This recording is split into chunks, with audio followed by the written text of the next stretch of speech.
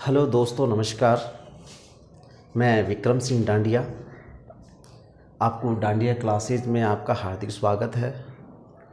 मैं आपको राजस्थान जीके के बारे में, सभी पटवार के बारे में बात करेंगे, रीट के बारे में बात करेंगे और राजस्थान पुलिस के बारे में बात करेंगे। तो उनकी क्लासेज के लिए अपन बात करेंगे। टॉपिक स्टार्ट अपन शुरुआत में जो करेंगे, जो उनके लिए अपन बात करेंगे। तो स्टार्ट करते हैं। अपना टॉपिक का नाम है राजस्थान का एकीकरण।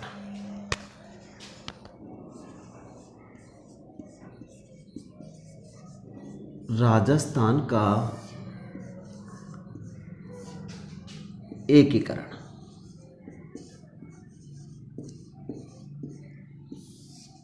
राजस्थान के एकीकरण के पहले अपन इतिहास के बारे में बात कर लेते हैं। इतिहास का जो विश्व का सबसे इतिहास का जनक माना जाता है, भारत के इतिहास का जनक किसे कहा जाता है, राजस्थान के इतिहास के जनक किसे कहा जाता है, पहले उनके अपन बात करेंगे एकीकरण से पहले।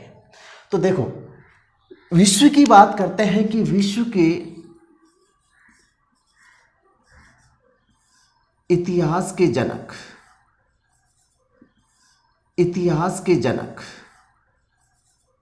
विश्व के इतिहास के जनक। क्वेश्चन काफ़ी बार पूछा गया है कि विश्व के इतिहास के जनक किसे कहा जाता है। विश्व के इतिहास के जनक कहा जाता है हेरोडोटस।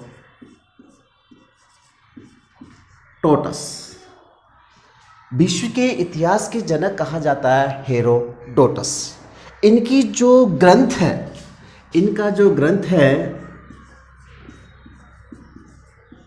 हिस्टोरिका। इनका जो ग्रंथ का नाम है, उस ग्रंथ का नाम है हिस्टोरिका। ये अपन विश्व की बात करते हैं। अगर अपन भारत की बात करते हैं कि भारत के इतिहास के जनक किसे कहा जाता है, भारत के इतिहास के जनक किसे कहा जाता है, भारत के इतिहास का जनक का नाम है वेदव्यास। क्या नाम बताया उसका? भारत के इतिहास के जनक के बारे में बात करते हैं तो उनका नाम है वेदव्यास, और वेदव्यास का ग्रंथ का नाम है महाभारत। वेदव्यास का जो ग्रंथ का नाम है महाभारत बताया जाता है। अगली बात है राजस्थान। राजस्थान के इतिहास की जनक की बात करते हैं, उसका नाम है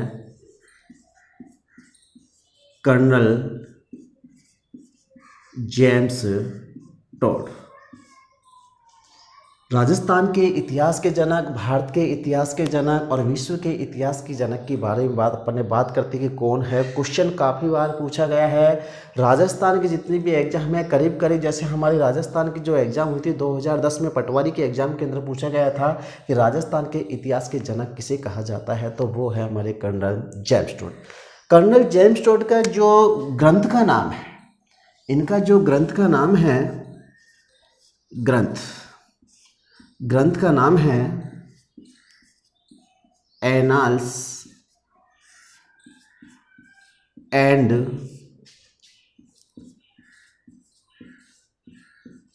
एंटीक्विटीज ऑफ राजस्थान। इनका जो ग्रंथ का नाम है, कर्नल जेम्स टोड के जो ग्रंथ का नाम है annals and antiquities of Rajasthan. अगर इनका जो दूसरा जो इन्हीं का ग्रंथ का जो संस्करण आया था, इनका ही है द सेंट्रल वेस्टर्न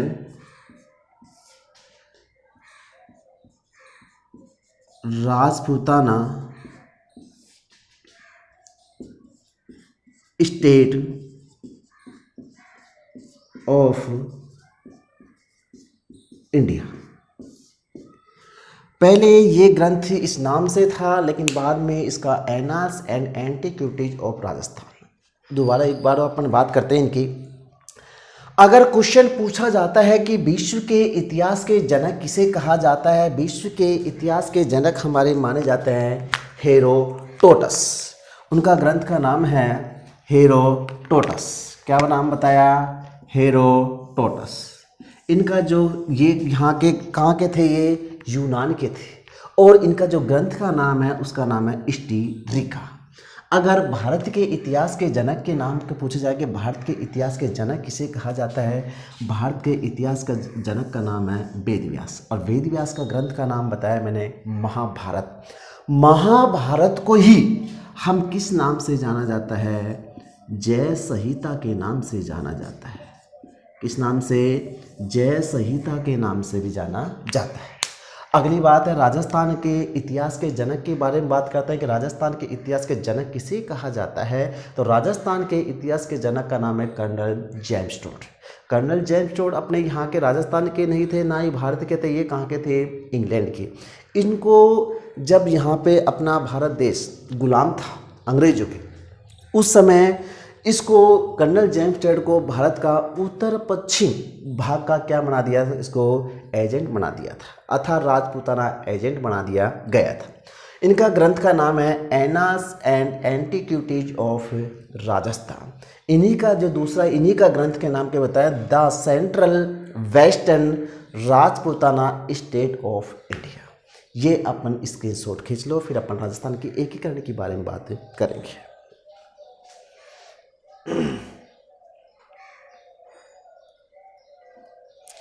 हाँ तो दोस्तों, आपने इनके बारे में अपन ने बात करी है। अपन बात करते हैं दोबारा राजस्थान के एकीकरण के बारे में बात।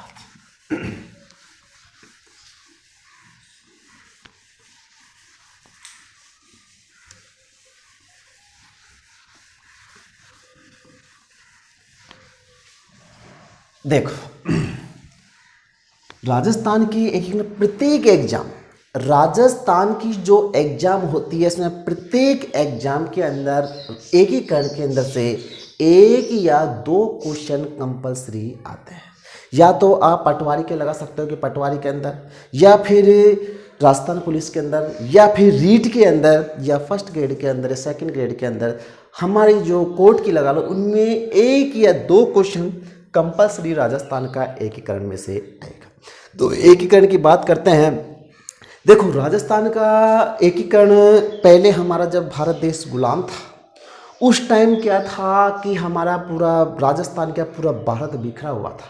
अलग अलग रियासत अपने आप को शासक मान रही थी। किस कारण से? कि मैं यहाँ का राजा हूँ और यहाँ ही मेरी प्रजा है, और इसी तरह से मैं फैलाव का रूप में था, मैं अपना स्वयं का देश बनाऊंगा। तो इस तरह से राजस्थान के एकीकरण समृद्ध, अर्थात भारत देश को या राजस्थान को एक रूप से सम्मिलित करने के लिए तो हमारा एकीकरण शामिल किया गया था, ताकि भारत से कोई अलग राष्ट्र ना बने। जैसे हमारा 15 अगस्त 1947 को हमारे दो राष्ट्र अलग हुए थे, जो भारत से अलग हो गया था पाकिस्तान। तो उसी तरह से तो उनके बारे में बात करते हैं, तो वो अलग नहीं हुए एकीकरण के अंदर।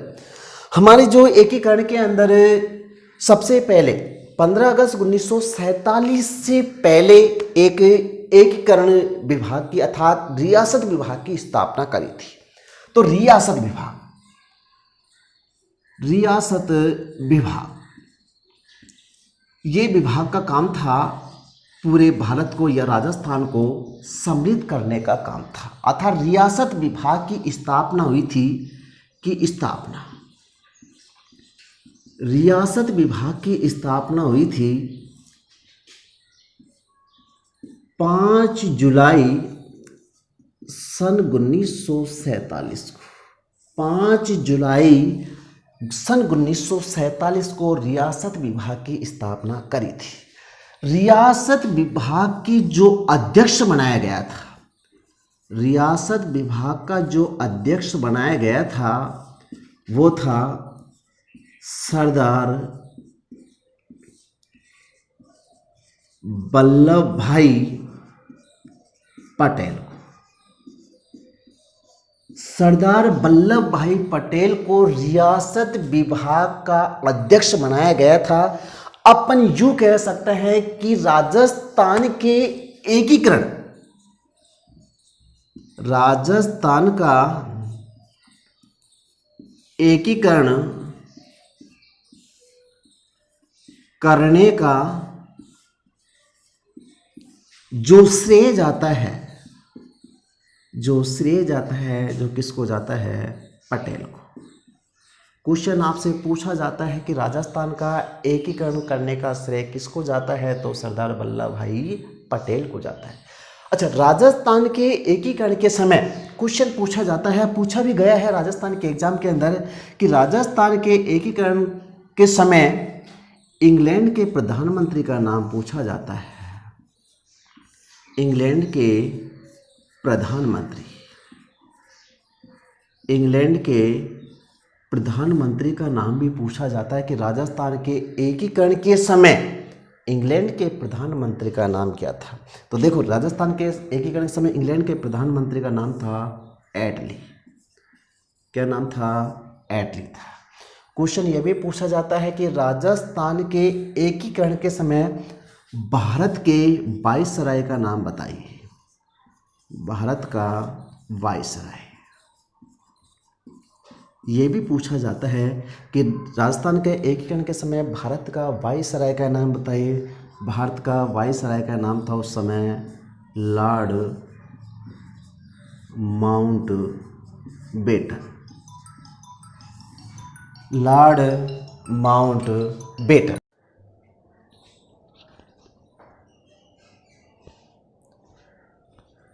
हाँ, तो भारत का वाइसराय का नाम बताया था लॉर्ड माउंटबेटन।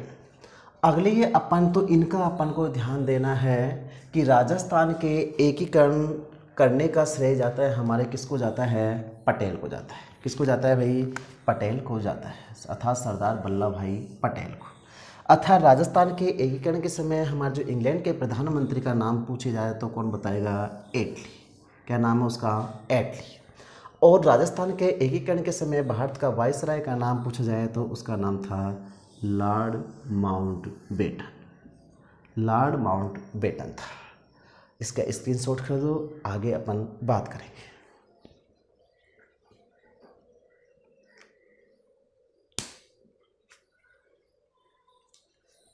हाँ, आप स्क्रीनशॉट खींच लिया होगा, आगे अपन बात करते हैं इनकी।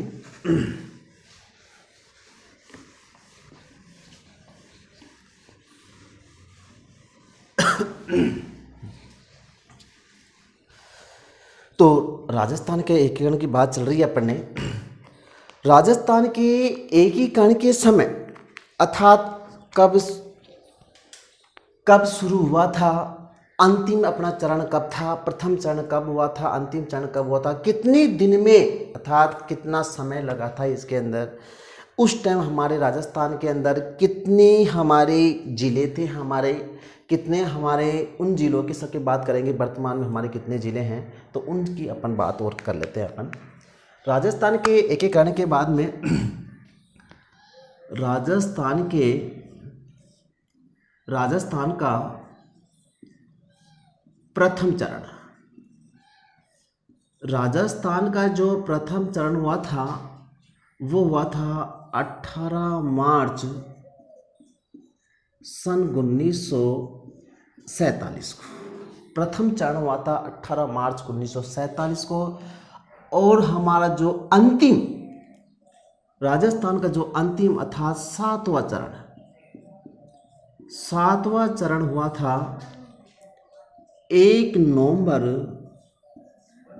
सन 1956 को।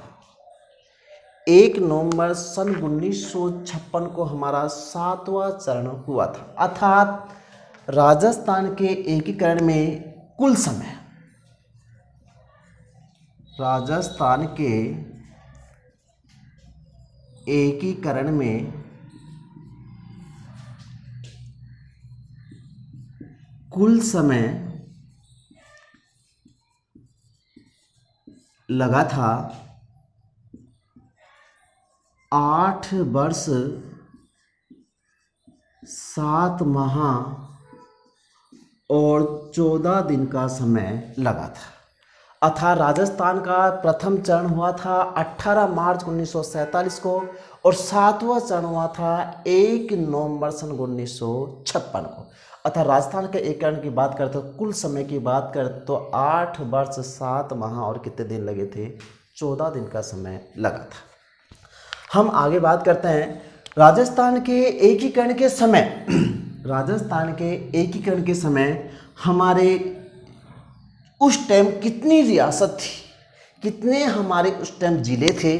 तो राजस्थान के एकीकरण के समय कुल रियासत कितनी कुल रियासत कितनी थी। कुल रियासत की बात करते हैं तो हमारी 19 रियासत थी। देख, और ठिकाने कितने थे, ठिकाने थे 3 और केंद्र शासित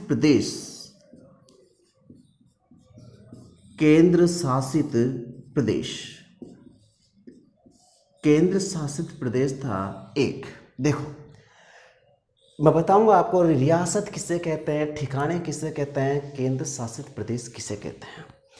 जहां पर अपन इतना सा आइडिया ले सकते हैं, जहां पर अंग्रेज लोग रहते थे उसको वहां का कहलाता था केंद्र शासित प्रदेश के लोग, केंद्र शासित प्रदेश के नाम से जाना जाता था।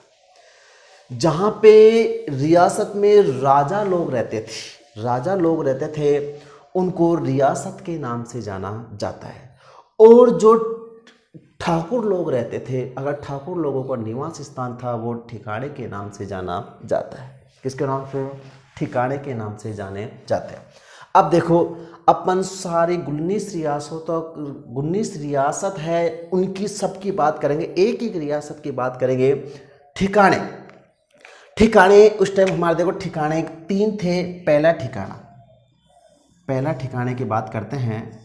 पहला ठिकाना था नीमराणा। कौन सा? नीमराणा।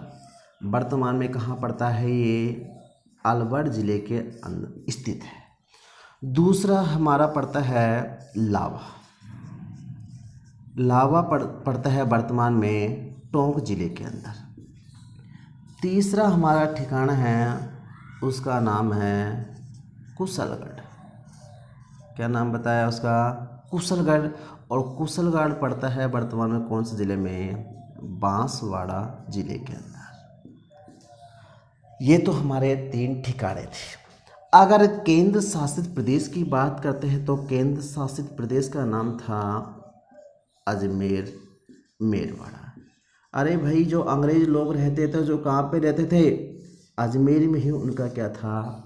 निवास स्थान था। अर्थात पूरे परिवार के साथ में कहाँ रहते थे? वो अजमेर के अंदर रहते थे। तो ध्यान दें, ठिकाने थे हमारे 3 ठिकाने में एक नाम है नीमराणा, दूसरे का नाम लावा और तीसरे का नाम है कुशलगढ़। आपको इतना सा क्वेश्चन पूछा जाता है। देखो क्वेश्चन एग्जाम में किस तरह से पूछा जाता है, राजस्थान के एकीकरण के समय कौन सा ठिकाना शामिल नहीं था, ऐसे क्वेश्चन पूछा जाता है। राजस्थान के एकीकरण के समय बात करते हैं। राजस्थान के एकीकरण के समय राजस्थान के एकीकरण के समय कुल जिले थे। राजस्थान के एकीकरण के समय हमारे टोटल कितने जिले थे उस टाइम? हमारे 26 जिले। कहने का मतलब है 7वां चरण हुआ था। अर्थात राजस्थान के एकीकरण 7वां चरण हुआ था। उस समय हमारे राजस्थान के कितने जिले थे? 26 जिले थे। अब देखो 27वां जिला कौन सा था, कब बनाया गया था? 27वां जिला था हमारा कौन सा? धौलपुर बनाया गया था। धौलपुर बनाया गया था हमारे 15 अप्रैल सन 1982 को। हमारा कौन सा? धौलपुर जिला बनाया गया था। अगले बात करते हैं 28वां जिला। 28वां जिला में हमारे देखो कौन कौन से जिले बनाए गए थे। 28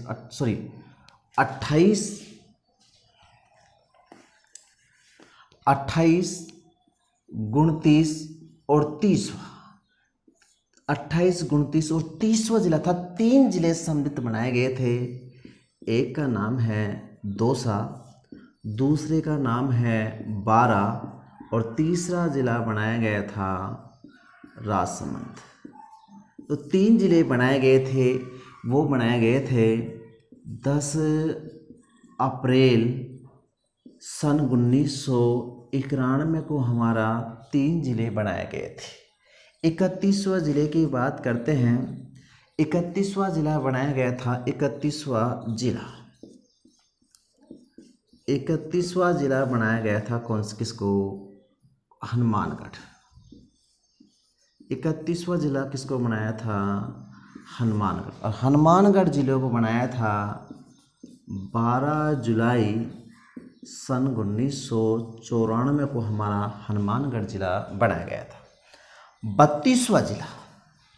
32वां जिला बनाया गया था करौली को। 32वां जिला किसको बनाया था? करौली को। और करौली को बनाया गया था 19 जुलाई सन 1997 को हमारा 32वां जिला बनाया गया। वर्तमान में हमारे राजस्थान में 33 जिले हैं। तो 33वां जिला के बारे में बात करेंगे अपन। 33वां जिला बनाया गया था किसको? प्रतापगढ़। कौन सा जिला?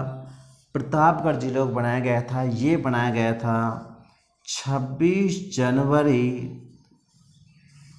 2008 को हमारा प्रतापगढ़ जिला बनाया गया था। लेकिन प्रतापगढ़ जिला कब अस्तित्व में आया था? कब अस्तित्व में आया था? ये 1 अप्रैल 2008 को अस्तित्व में आया था। बात करते हैं अपन हमारे देखो राजस्थान के एकीकरण में। राजस्थान के एकीकरण के समय हमारे टोटल जिले कितने थे? 26 जिले थे हमारे। उस समय 26वां जिला बनाया गया था किसको? अजमेर जिले को। और जो अजमेर जिले को बनाया गया था वो 1 नवंबर सन 1956 को। अर्थात कहने का मतलब है 7वां चरण, अंतिम वाला चरण हुआ था जो 1 नवंबर 1956 को। उस समय हमारा कौन सा जिले को शामिल किया था? अजमेर जिले को। देखो 27वां जिला हमारा बनाया गया था किसको? धौलपुर को। आपको ये ध्यान रखना है, आपको डेट भी याद रखनी है, माह भी याद रखना है और सन भी याद रखना है। कौन सा जिला कब बनाया गया था?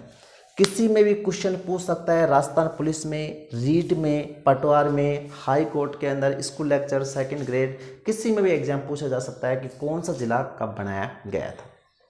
तो 27वां जिला बनाया था धौलपुर। वो बनाया था 15 अप्रैल सन 1982 को।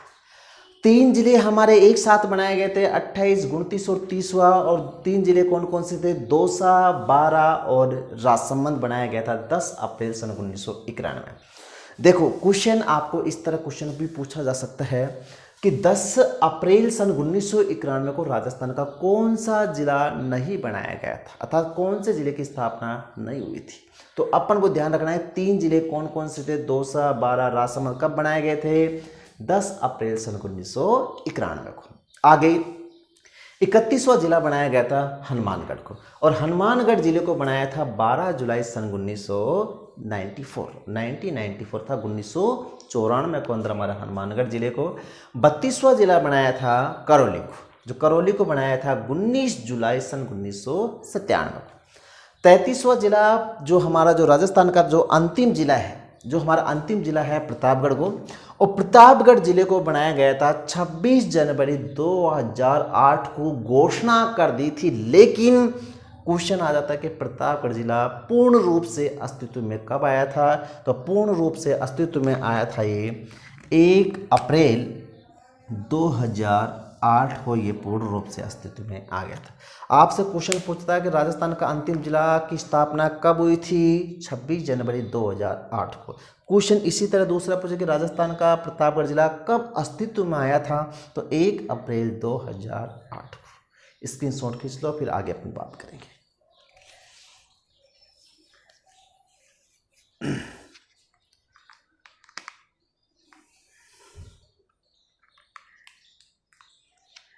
हाँ, आपने स्क्रीनशॉट खींच लिया होगा। आगे अपन बात करते हैं।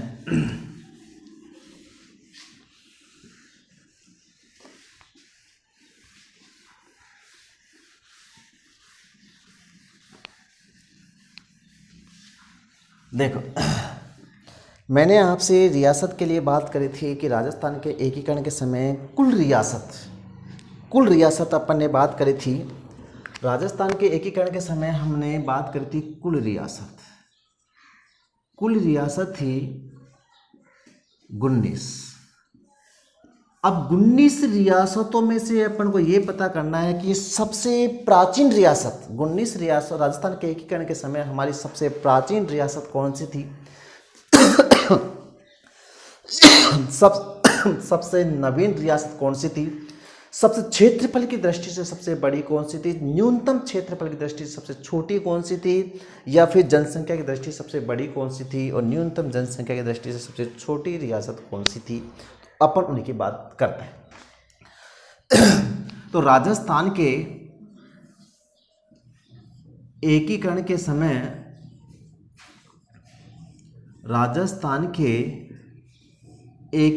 समय या फिर ऐसे कह सकते हैं, राजस्थान के एकीकरण के समय अर्थात क्षेत्रफल की दृष्टि से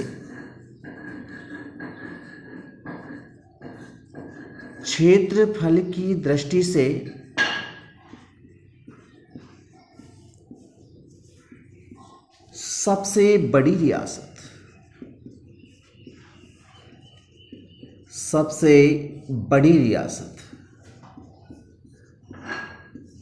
राजस्थान के एकीकरण के समय क्षेत्रफल की दृष्टि से सबसे बड़ी रियासत की बात करते हैं। सबसे बड़ी रियासत कौन सी है? जोधपुर में। और जोधपुर हमारे क्षेत्र की बात करते हैं तो कौन से क्षेत्र के अंदर? मारवाड़ के अंदर स्थित है। उसी तरह से राजस्थान के एकीकरण के समय क्षेत्रफल की दृष्टि से सबसे बड़ी और सबसे छोटी रियासत की बात करते हैं तो वो है शाहपुरा। और शाहपुरा देखो, हमारे शाहपुरा राजस्थान के अंदर 2 जिलों के अंदर स्थित है। हमारे जयपुर के अंदर भी है और भीलवाड़ा के अंदर। ये शाहपुरा हम कहाँ की बात कर रहे हैं? हम भीलवाड़ा ज़िले की बात करते हैं। शाहपुरा कहाँ पे स्थित है? भीलवाड़ा ज़िले में स्थित है। आगे अपन राजस्थान के क्षेत्रफल की दृष्टि से बात करते, सबसे प्राचीन रियासत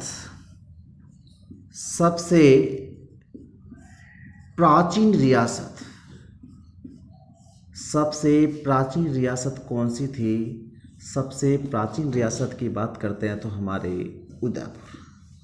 अगर क्षेत्र की बात करते हैं तो उदयपुर हमारे कौन से क्षेत्र में स्थित है? हमारे मेवाड़ के अंदर हमारे स्थित है।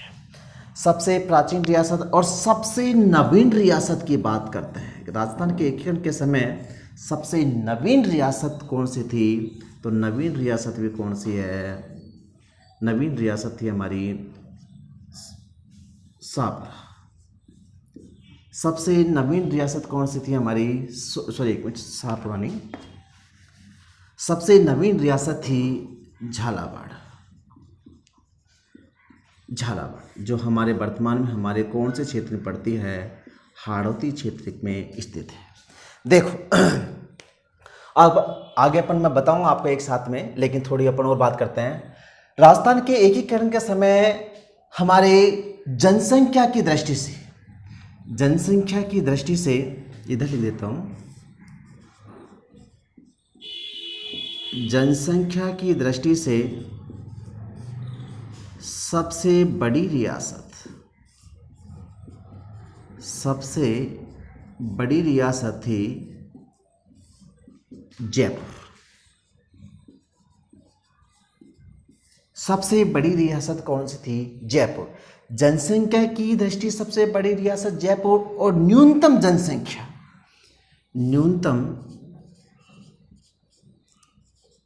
जनसंख्या की दृष्टि से सबसे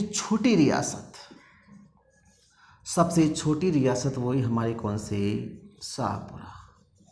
और शाहपुरा हमारे कौन से डिस्ट्रिक्ट के अंदर? भीलवाड़ा जिले में स्थित है।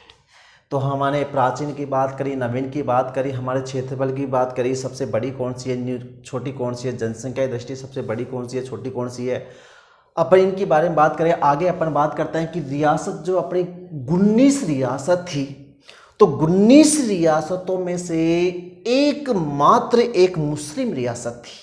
19 रियासतों में से एकमात्र मुस्लिम रियासत,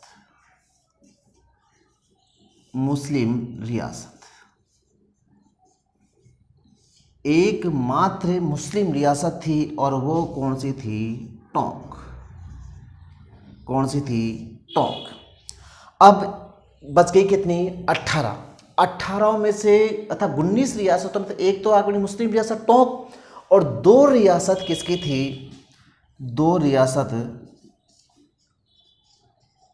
जाटों की थी। 2 रियासत किसकी थी? जाटों की रियासत थी। एक का नाम है भरतपुर, और दूसरी जो रियासत है उसका नाम है धौलपुर। एक का नाम है भरतपुर और दूसरे के नाम है धौलपुर। बच गई कितनी रियासत? 16 रियासत। अर्थात 19 रियासतों में से एक तो हो गई टोंक, 2 हो गई राजपूतों की, एक भरतपुर और धौलपुर, तो अपनी बच गई 16 रियासत। तो 16 रियासत किसकी थी? क्वेश्चन आपके पास में है कि 16 रियासत किसकी थी? तो 16 रियासत किसकी थी? राजपूतों की रियासत थी। किसकी रियासत थी? राजपूतों की रियासत थी। दोबारा समझते हैं इसके बारे में। देखो 19 रियासत थी अपनी राजस्थान के। क्वेश्चन आ जाता है कि राजस्थान के एकीकरण के समय कुल रियासत कितनी थी? तो कुल रियासत कितनी थी? 19 रियासत थी। कितनी रियासत थी? 19 रियासत थी। अगर अपन बात करते हैं कि क्षेत्रफल, राजस्थान के एकीकरण के समय क्षेत्रफल किस नाम से? क्षेत्रफल की दृष्टि से सबसे बड़ी रियासत आ जाता है तो हमारी कौन सी रहेगी? जोधपुर। 19 रियासतों में से सबसे बड़ी रियासत, क्षेत्रफल की दृष्टि से सबसे बड़ी रियासत कौन सी है? जोधपुर। और जोधपुर कहाँ पड़ता है? राजस्थान के कौन से क्षेत्र में पड़ता है? मारवाड़ के अंदर पड़ता है। अगला क्वेश्चन, राजस्थान के एकीकरण के समय क्षेत्रफल की दृष्टि से सबसे छोटी रियासत कौन सी है? शाहपुरा। और शाहपुरा पड़ता है हमारे राजस्थान के भीलवाड़ा जिले में।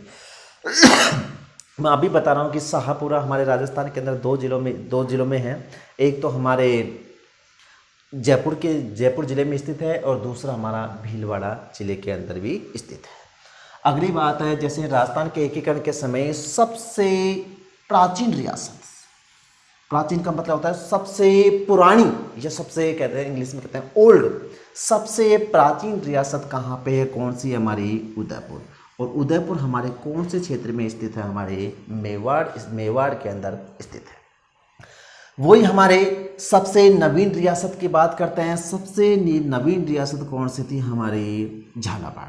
और झालावाड़ वर्तमान में हमारे राजस्थान के 4 जिले पड़ते हैं हाड़ौती क्षेत्र के अंदर, कोटा, बूंदी, बारा और झालावाड़। तो सबसे नवीन रियासत कौन सी है? झालावाड़।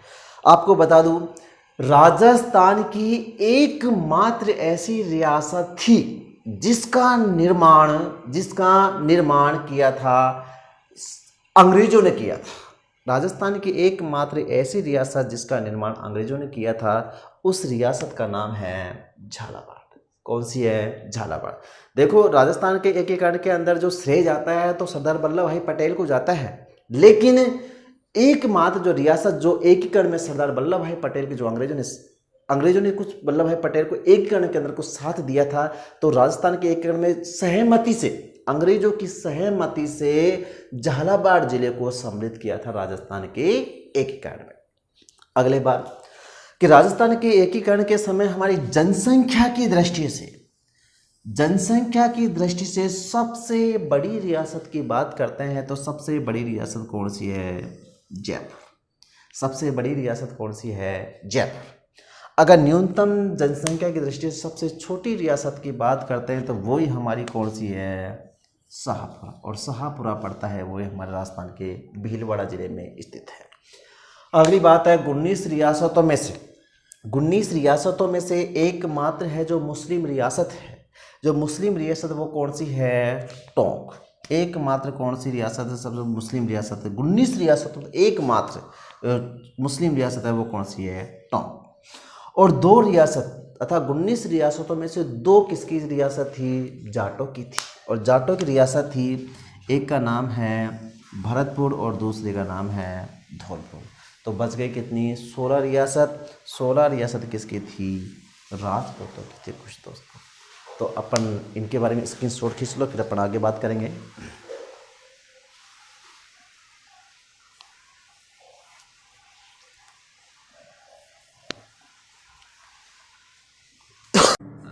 राजस्थान का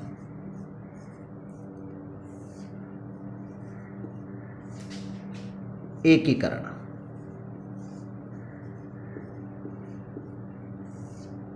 टॉपिक चल रहा था अपना राजस्थान के एकीकरण। अपन ने बात कर ली थी कि हमारे जो राजस्थान का एकीकरण का श्रेय जाता है सरदार वल्लभ भाई पटेल को और इंग्लैंड का प्रधानमंत्री की बात करी थी।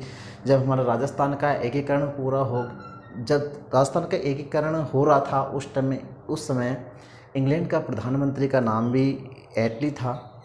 हमारा उस समय ही राजस्थान के एकीकरण के समय ही हमारे जो भारत का जो लॉर्ड माउंटबेटन था उस समय हमारा वाइसराय, तो उनकी बात हो गई थी। राजस्थान का एकीकरण हमारे चरणों की बात करेंगे। हमारे 7 चरणों में पूर्ण हुआ था हमारा जो राजस्थान का एकीकरण। तो हम प्रथम, द्वितीय, तृतीय, चतुर्थ, पंचम, षष्ठ और सप्तम तथा 7 चरणों की सबकी बात करेंगे। तो हम पहले चरण की बात करते हैं। तो हमारा रहेगा प्रथम चरण।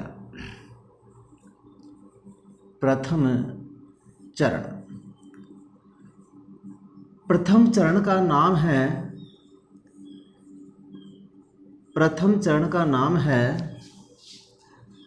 मत्स्य संघ। प्रथम चरण का नाम है मत्स्य संघ। मत्स्य संघ की स्थापना, मत्स्य संघ की स्थापना कब हुई थी दोस्तों? 18 मार्च सन 1948 को। प्रथम चरण का नाम है मत्स्य संघ और मत्स्य संघ की स्थापना हुई थी 18 मार्च 1948। क्वेश्चन किस तरह आता है अपन बाद में बात करेंगे। मत्स्य संघ की राजधानी थी अलवर। मत्स्य संघ में जो राजधानी थी उसका नाम है अलवर। मत्स्य संघ में कौन कौन सी जो अपन 19 रियासत थी उस समय, तो 19 रियासतों में से कौन सी रियासत था, कितनी रियासत हमारे मत्स्य संघ में शामिल हुई थी? तो मत्स्य संघ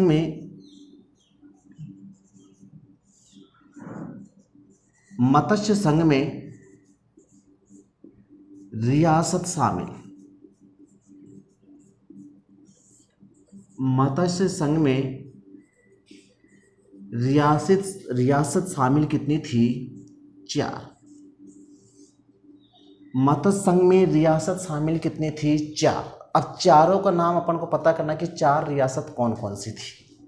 देखो अपन को किस तरह याद करना है, A + B + C + D, A + C + D + D। अब देखो A का मतलब होता है अलवर, B का मतलब होता है भरतपुर, C का मतलब होता है करौली और डी का मतलब होता है धौलपुर। अर्थात हमारे मत्स्य संघ के अंदर हमारी कितनी रियासत शामिल थी? 4 रियासत शामिल थी। एक ठिकाना, मैंने कितने ठिकाने बताए टोटल? राजस्थान के एकीकरण में कितने ठिकाने शामिल हुए थे? 3 ठिकाने शामिल हुए थे, तो एक ठिकाना हमारा इसमें शामिल हुए।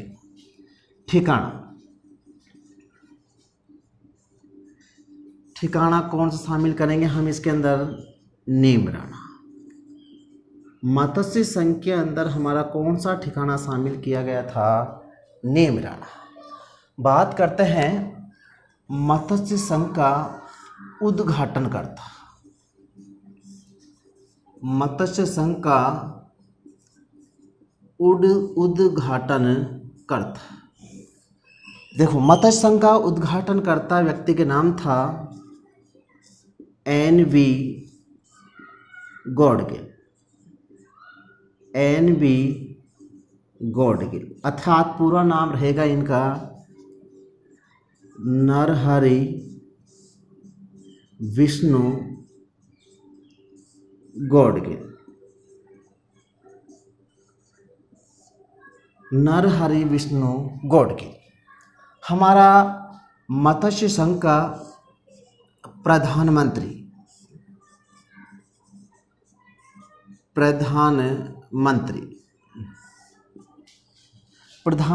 का नाम था सोवाराम कुमावत। कहाँ का था ये?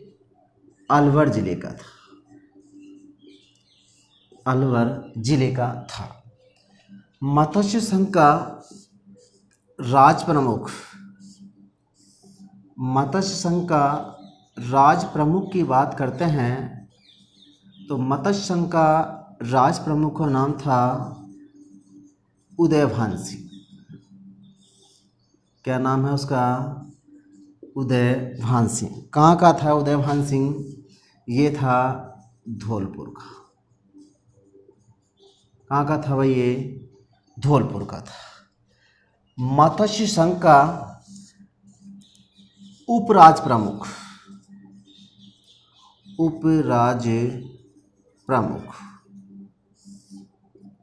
मत्स्य संघ का उपराज प्रमुख गोपाल पाल।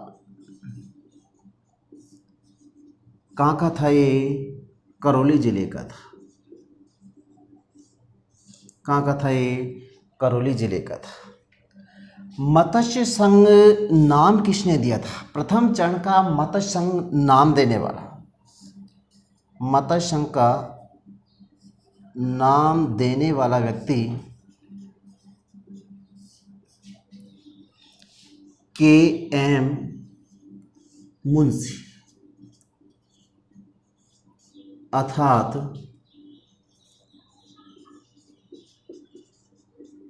कन्हैयालाल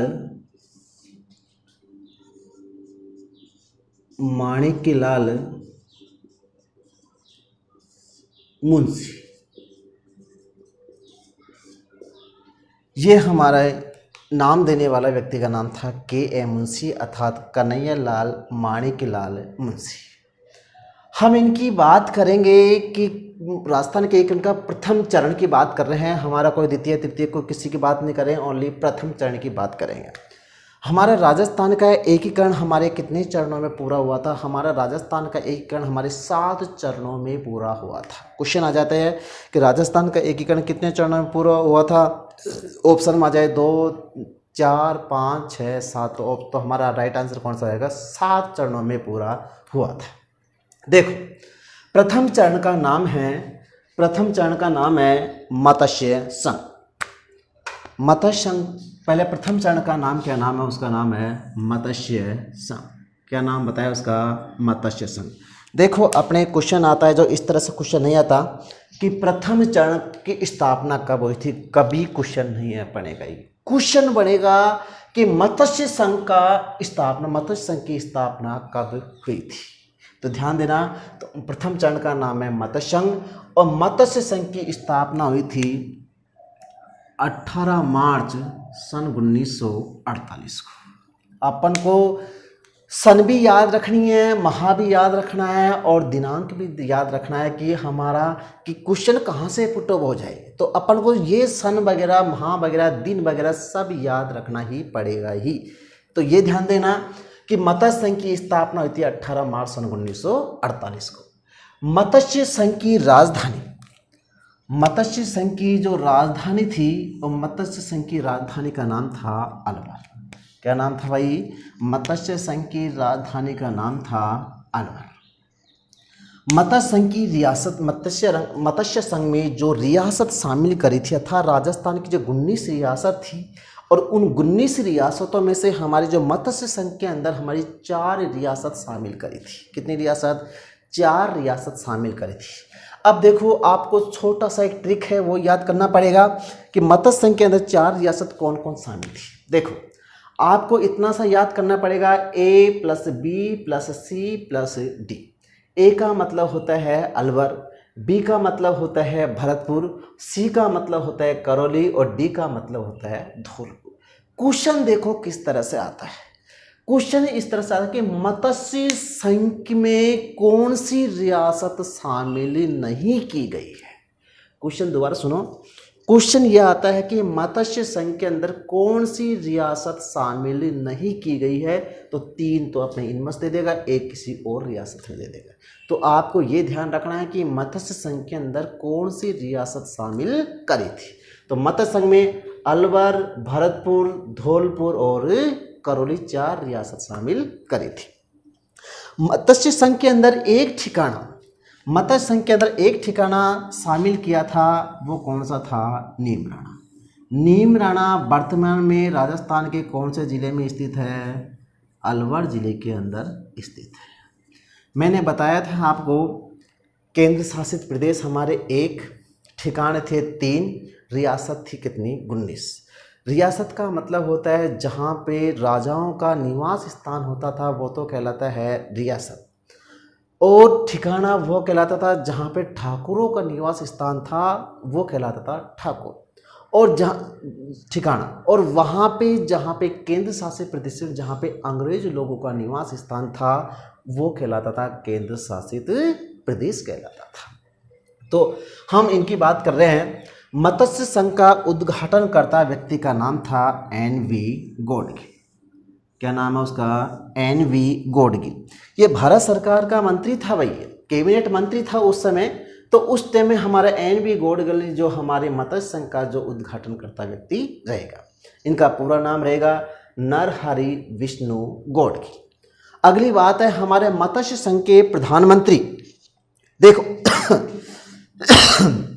एक तो है प्रधानमंत्री, एक है राज प्रमुख।